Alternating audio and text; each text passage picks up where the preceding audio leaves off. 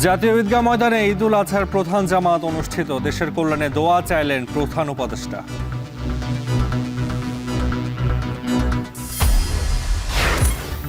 সারা দেশে ঈদগাহ ময়দানে মুসল্লিদের ঢল। বাংলাদেশের সুখ, শান্তি ও সমৃদ্ধির জন্য আল্লাহর কাছে প্রার্থনা।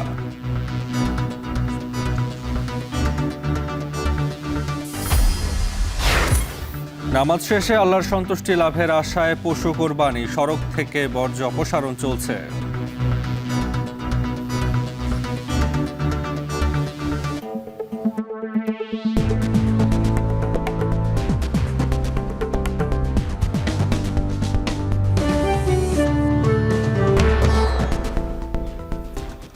স্বাগত। এখন জনপদে আপনাদের সঙ্গে আছি তাসওয়ার নাফি।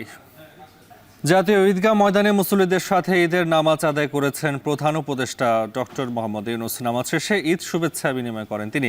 ঈদ জামাতে অংশ নিয়ে বাংলাদেশের সুখ, শান্তি ও সমৃদ্ধির জন্য সৃষ্টিকর্তার কাছে প্রার্থনা করেছেন ধর্মপ্রাণ মুসলিমরা। রক্তাক্ত সময় পেরিয়ে বাংলাদেশের রাজনৈতিক পরিস্থিতি স্থিতিশীল হওয়ার জন্য দোয়া করেছেন সকলে। তাদের প্রার্থনায় ছিল ফিলিস্তিনিদের মুক্তি কামনা। আরো জানাচ্ছেন বেলায়েত হোসাইন। আজ সে মহিমান্বিত দিন, ত্যাগ, ভালোবাসা আর আত্মনিবেদনের দিন। তাই তো ফজরের নামাজ আদায়ের পরপরই মুসলমানদের গন্তব্য সম্প্রীতি ও প্রার্থনার ঈদগাহ ময়দান। সকালের প্রথম আলোতে ঈদগাহ মুখর হয়ে ওঠে আল্লাহু আকবার ধ্বনিতে।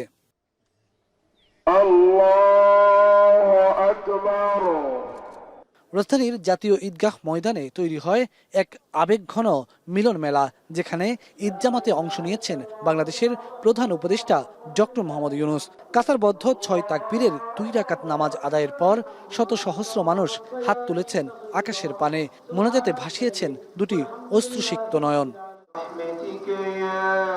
এরপর প্রধান উপদেষ্টা দাঁড়িয়ে হাত তুলে সবাইকে ঈদ শুভেচ্ছা জানান। ত্যাগ করেন জাতীয় ঈদগাহ ময়দান। ঈদ জামাতের এই ময়দান থেকে সকলের প্রার্থনা সুখী, সমৃদ্ধ, মানবিক এক বাংলাদেশের, যেন রক্তাক্ত এই সময় পেরিয়ে সুপথের সন্ধান পায় লাল সবুজের প্রিয় মাতৃভূমি। প্রার্থনায় ছিল ফিলিস্তিনের সেই শিশুদের মুক্তি, গাজার সেই নারী পুরুষের স্বাধীন জীবন, যারা কিনা ঈদ পালন করেছেন ধ্বংসস্তূপের উপর দাঁড়িয়ে।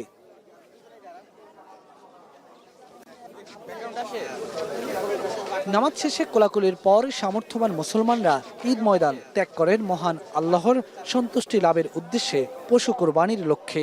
এই কোরবানি শুধু রক্ত ঝরানো নয়, এক আত্মশুদ্ধির আহ্বান, সমাজে সমান অধিকারের বাণী। ইতিহাসের এক রক্তাক্ত সময় পার করছে বাংলাদেশ, যেটি অন্য যে কোনো সময়ের চেয়ে অনেক বেশি স্পর্শকাতর। ঈদুল আজহার এই ময়দান থেকে কাতারবদ্ধ নামাজ আদায়ের পর দুহাত তুলে সবাই সৃষ্টিকর্তার কাছে এই প্রার্থনা করেছেন যে, হে আল্লাহ, সকল অশান্তি দূর করে দাও প্রিয় জন্মভূমি থেকে, সুখ, শান্তি আর সমৃদ্ধিতে পূর্ণ করে দাও লাল সবুজের প্রিয় মাতৃভূমিকে। পশুত্বকে পাশ কাটিয়ে মনুষ্যত্বকে সঙ্গী করে সদা জাগ্রত থাকুক ঐক্যবদ্ধ মানবিক এক বাংলাদেশ। জাতীয় ঈদগাহ ময়দান থেকে বেলায়েত হোসাইন, এখন, ঢাকা। যথাযথ ধর্মীয় ভাব গাম্ভীর্যের মধ্য দিয়ে দেশ জুড়ে উদযাপিত হচ্ছে পবিত্র ঈদুল আজহা। সকালে জামাতে ঈদের নামাজ আদায় করেন ধর্মপ্রাণ মুসল্লিরা। এ সময় দেশ ও জাতির সমৃদ্ধি কামনায় দোয়া করা হয়। এরপরে সৃষ্টিকর্তার সন্তুষ্টির কামনায় সামর্থ্যবান মুসল্লিরা কোরবানি করেন। প্রতিবেদনে দেখুন বিস্তারিত। ঈদের দিন সকাল 7:30টায় চট্টগ্রামের প্রধান ঈদ জামাত অনুষ্ঠিত হয় নগরের জামিয়াতুল ফালাহ ময়দানে। এই জামাতে সামিল হন বিভিন্ন রাজনৈতিক দল ও প্রশাসনের ঊর্ধ্বতন কর্মকর্তারা। নামাজ শেষে সাধারণ মানুষের সাথে শুভেচ্ছা বিনিময় ও কোলাকুলি করেন। জামিয়াতুল ফালাহ প্রাঙ্গণে দ্বিতীয় ঈদ জামাতটি অনুষ্ঠিত হয় সকাল 8:30টায়। এছাড়া MA আজিজ স্টেডিয়ামের জিমনেশিয়াম মাঠ সহ আরও 9টি স্থানে আয়োজন করা হয় বিশেষ ঈদ জামাতে। কুমিল্লা জেলায় 4018টি ঈদের জামাত হয়েছে। শনিবার ঈদের দিন সকাল 8টায় কেন্দ্রীয় ঈদগাহ ময়দানে প্রধান জামাত অনুষ্ঠিত হয়। নামাজ শেষে বিশ্বের সকল মুসলিম উম্মাহ দেশ ও জাতির মঙ্গল কামনা করে মোনাজাত করেন মাওলানা হাফেজ মোহাম্মদ ইব্রাহিম। ঈদের জামাত আদায়ে ময়মনসিংহের আঞ্জুমান ঈদগাহ মাঠে হাজারো মুসল্লির ঢল নামে। সকাল 7:30টায় এখানে ঈদের প্রধান জামাত অনুষ্ঠিত হয়। একই স্থানে দ্বিতীয় জামাত অনুষ্ঠিত হয় সকাল 8:30টায়, যেখানে একসাথে অন্তত 30,000 মুসল্লি এক কাতারে দাঁড়িয়ে ধনী গরিবের ভেদাভেদ ভুলে ঈদের নামাজ আদায় করেন। সারা দেশের মতো বরিশালেও উদযাপিত হচ্ছে পবিত্র ঈদুল আজহা। সকাল 7:30টায় নগরীর হেমায়েতুদ্দিন কেন্দ্রীয় ঈদগাহ ময়দানে ঈদের প্রধান জামাত অনুষ্ঠিত হয়। এ সময় রাজনৈতিক, সামাজিক, সাংস্কৃতিক ও পেশাজীবী সংগঠনের নেতৃবৃন্দ সহ বিভিন্ন শ্রেণী পেশার মুসল্লিরা জামাতে অংশগ্রহণ করেন। পরে মোনাজাতে দেশ ও জাতির মঙ্গল কামনা করা হয়। রাজশাহীতে ঈদের দিন সকালে জামাতে ঈদের নামাজ আদায় করেন ধর্মপ্রাণ মুসল্লিরা। এ সময় দেশ ও জাতির সমৃদ্ধি ও সৃষ্টিকর্তার সন্তুষ্টি লাভের কামনায় দোয়া করা হয়। সকাল 7:30টায় রাজশাহীর প্রধান জামাত অনুষ্ঠিত হয় হজরত শাহ মখদুম কেন্দ্রীয় ঈদগাহে। নগরীর বিভিন্ন প্রান্ত থেকে আসা 30,000-এর বেশি মানুষ এতে অংশ নেন। এদিকে কিশোরগঞ্জের ঐতিহাসিক শোলাকিয়া মাঠে 198তম ঈদের জামাতে অংশ নিতে ঢল নামে মুসল্লিদের। এছাড়াও দেশের বিভিন্ন স্থানে যথাযথ মর্যাদায় ঈদের জামাত অনুষ্ঠিত হয়। প্রত্যয় দাস, এখন। নামাজ শেষে আল্লাহর সন্তুষ্টি লাভের আশায় পশু কোরবানি দিচ্ছেন মুসল্লিরা। একই সঙ্গে সড়ক থেকে শুরু হয়েছে বর্জ্য অপসারণ কার্যক্রম। এ নিয়ে বিস্তারিত জানাতে রাজধানীর তেজগাঁও থেকে যুক্ত হচ্ছেন সহকর্মী শম্পা বিশ্বাস। আর শম্পা, কোরবানির পশুর বর্জ্য অপসারণ কার্যক্রম কেমন চলছে, বিস্তারিত জানাবেন।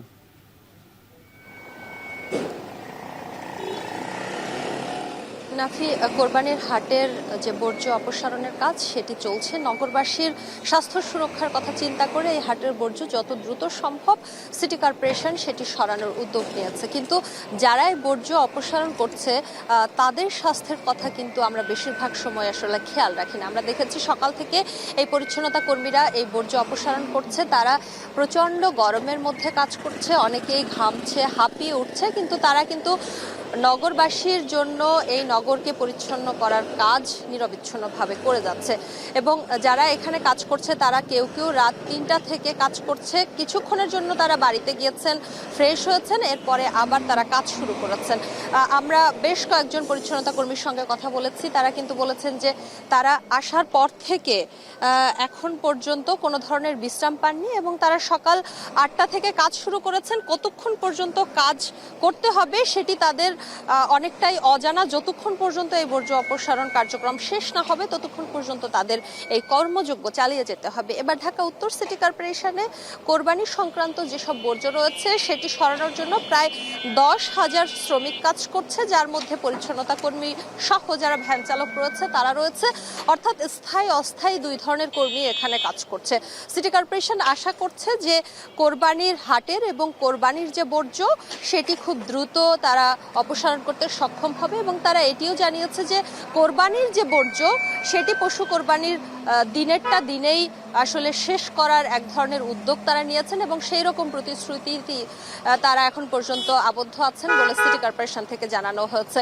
আরেকটি তথ্য একটু জানিয়ে রাখি, এবার কিন্তু ঢাকা উত্তর সিটি কর্পোরেশনে প্রায় 220টিরও বেশি ডাম্পিং ট্রাক রয়েছে। এছাড়া অন্যান্য যেসব যানবাহন এই বর্জ্য সরানোর জন্য প্রয়োজন আছে সেগুলো প্রস্তুত রয়েছে সিটি কর্পোরেশনের। এ ছিল আমার কাছে রাজধানীর তেজগাঁও এলাকা থেকে পশুর হাটের বর্জ্য অপসারণের সবশেষ খবর। পশু কোরবানির সঙ্গে সঙ্গে চলছে বর্জ্য অপসারণ কার্যক্রম। এ নিয়ে জানাতে এবারে চট্টগ্রামের কাজীর দেউরি থেকে যুক্ত হচ্ছেন সহকর্মী ফাইসাল করিম। ফাইসাল, নির্ধারিত জায়গায় পশু জবাই কতটা নিশ্চিত করা গেছে আর বর্জ্য অপসারণ প্রক্রিয়া কেমন দেখছেন, জানাবেন। আমরা দেখেছি সকাল 8টা থেকেই শুরু হয়েছে বর্জ্য অপসারণের কাজ। যারা স্থানীয় পর্যায়ে আছেন তারা যেমন এই বর্জ্য সংগ্রহে ভূমিকা রাখছেন, তেমনি সিটি কর্পোরেশনের যারা কর্মী আছেন তারাও দেখছি যে সকাল 8টা থেকে এই বর্জ্য অপসারণে নিয়োজিত আছেন এবং চট্টগ্রামে আজকে 4,200-র মতো পরিচ্ছন্ন কর্মী এবং বিভিন্ন কর্মকর্তা, পরিচ্ছন্ন কর্মকর্তা সিটি কর্পোরেশনে তারা অংশ নিচ্ছেন এবং মাঠ পর্যায়ে অনেকেই আছেন। এবং আমরা যেটি জানি যে মেয়র ঘোষণা দিয়েছেন যে বিকেল 5টার মধ্যে অর্থাৎ 6 থেকে 8 ঘন্টার মধ্যে সব বর্জ্য অপসারণ করা হবে এবং সে লক্ষ্যে কাজ দেখছি বিভিন্ন এলাকায়। তবে আমরা কিছু কিছু এলাকায় এখনও দেখছি যে বর্জ্য জমে আছে। সিটি কর্পোরেশন যে ডাম্পিং ট্রাক আছে, ছোট ছোট গাড়িগুলো আছে, সেগুলো আসতে কিছুটা সময় নিচ্ছে। তবে এই সময় নেওয়ার মধ্যেই কিছু আবর্জনা কিন্তু গড়িয়ে নালায় পড়ছে।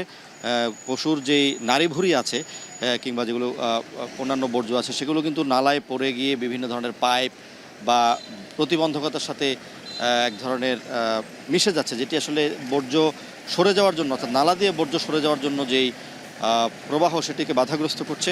এবং সে কারণে আসলে কিছু কিছু বর্জ্য আসলে আমরা দেখছি যে আসলে সঠিকভাবে সঠিক সময়ে না সরানোর কারণে অনেক স্থানে কিন্তু থেকে যাচ্ছে। এবং আমরা জানি যে চট্টগ্রামে মোট 9 লাখের মতো পশু জবাই দেওয়া হয়েছে এবং এই 9 লাখ পশু কিন্তু পুরো চট্টগ্রাম জুড়ে। এবং আমরা যেটি দেখেছি কিন্তু আজকে সকাল পর্যন্ত পশু বেচা বিক্রি হয়েছে এবং সকাল 7টা থেকে কিন্তু পশু কোরবানি শুরু হয় এবং অনেক স্থানে কিন্তু এখনও পশু কাটাকাটি চলছে।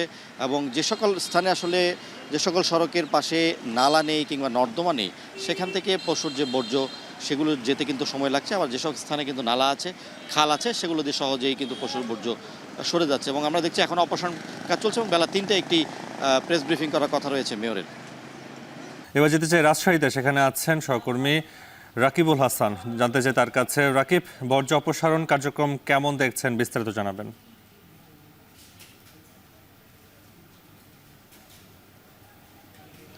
নাফি, আসলে ইতোমধ্যেই বর্জ্য অপসারণ কাজ শুরু করেছে রাজশাহী সিটি কর্পোরেশন। আমরা ওয়ার্ড মহল্লাগুলো নিয়ে দেখছিলাম যে সিটি কর্পোরেশনের ওয়ার্ড এবং সিটি কর্পোরেশন কেন্দ্রীয়ভাবে যেই ভ্যানগুলো নিয়োগ করেছে, সেই ভ্যান থেকে কিন্তু পরিষ্কার পরিচ্ছন্ন করা হচ্ছে। যে সমস্ত জায়গায় রাস্তাঘাটে কোরবানি দেওয়া হয়েছে এবং যেখানে বর্জ্য আছে, সেখান থেকে বর্জ্য তুলে নিয়ে যাওয়া হচ্ছে ভ্যানে করে এবং একই সাথে সেখানে রক্ত ধুয়ে সেখানে ব্লিচিং পাউডার ছেটানো হচ্ছে। আমরা দেখছিলাম যে এখানে যে ভ্যানগুলো রয়েছে, সেই ভ্যানগুলোতে কিন্তু ইতোমধ্যেই এখান থেকে ফেলে রাখা যে বর্জ্য, সেগুলো অপসারণ করা হচ্ছে। কিছুক্ষণ আগেই রাজশাহী সিটি কর্পোরেশনের যে প্রধান পরিচ্ছন্ন কর্মকর্তা, তিনিও এখানে পরিদর্শন করেছেন এবং তিনি নগরে বিভিন্ন জায়গায় ঘুরে ঘুরে দেখছেন, নির্দেশনা দিচ্ছেন এবং নগরবাসীকে অনুরোধ করছেন যে কোনো ধরনের বর্জ্য বা যা কিছুই হোক না কেন, সেটি ড্রেনে না ফেলে সংরক্ষণ করার জন্য।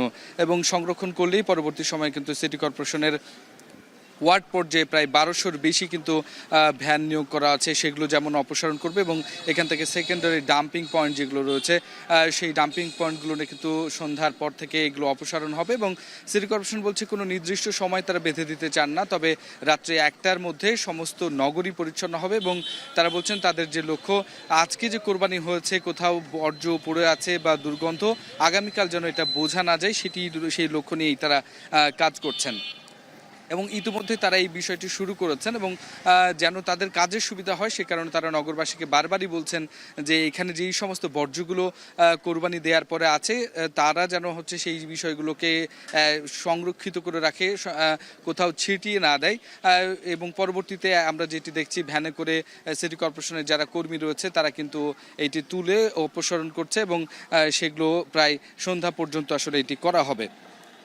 এবং রাজশাহী সিটি কর্পোরেশনের পক্ষ থেকে যেটি আসলে বলা আছে নাফি, যে এখন পর্যন্ত তারা যেই কার্যক্রমগুলো নিয়েছেন, অন্যান্য বারের মতো খুব সহজেই তারা এইটি বর্জ্যগুলো অপসারণ করতে পারবেন এবং রাত্রে 1টা নাগাদ সেটি করা হবে এবং অতিরিক্ত ডাম্প ট্রাক এবং পরিবহনের জন্য ট্রাক রাখা হয়েছে। তো নাফি, এই ছিল রাজশাহী থেকে আমার কাছে সর্বশেষ খবর। কোরবানির পশু চামড়া আসা শুরু করেছে কুমিল্লার ঋষিপট্টিতে। এ নিয়ে আরও জানাতে যুক্ত হচ্ছেন খালেদ সাইফুল্লাহ। খালেদ, চামড়া সংগ্রহ সংরক্ষণ কার্যক্রম কেমন দেখছেন, জানাবেন।